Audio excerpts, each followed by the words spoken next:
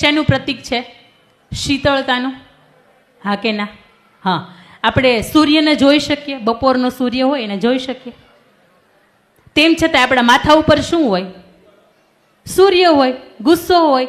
આપણે પૂનમના ચંદ્ર આપણને ખૂબ જોવો ગમે, તેમ છતાંય તે આપણા માથા ઉપર શીતળતા હોય નહીં. અને હું એવું માનું છું કે બહેનોને એટલો બધો ગુસ્સો ન આવે જેટલો ભાઈઓને આવે. માનો છો એવું? હા કે ના?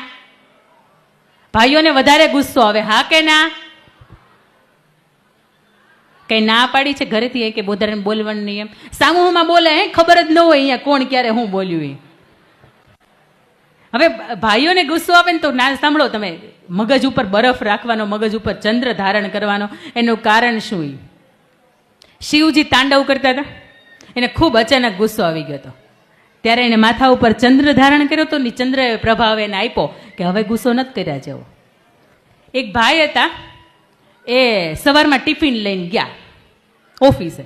ટિફિન લઈને ઓફિસે જ જવાય. બપોરે શાક ખારું નીકળ્યું.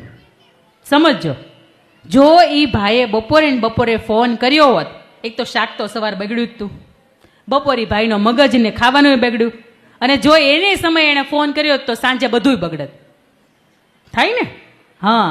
પણ એ બપોરે સમયે ફોન ન કરતા એક દિવસ શાક ખારું હતું ને, સંભારો રોટલી ને છાશ ખાઈ લીધું હતું, અને સાંજે ઘરે આવીને એમ કે પેલું શાક મને એકને જ ખારું લાગ્યું હતું, તને લાગ્યું હતું. કાંઈ ન થાય, હે, તકલીફ ન થાય. પણ જો તમે પહેલો રસ્તો લીધો હોય ને તો ઘરે બધુંય બગડે. શાક બગડે, તમારો મગજ બગડે, ને ઘર પરિવારના જેટલા પણ બીજા હોય ને બધા, એની સાથે સંબંધય બગડે. હવે કાલથી કે ટિફિન જ નહીં બનાવી દો. પછી બીજા એક ભાઈ હતા, એની ઘર મહેમાન આવ્યા અને દાળ ભાત શાક રોટલી સરસ બનાવ્યું, બેન પીરસવા આવ્યા.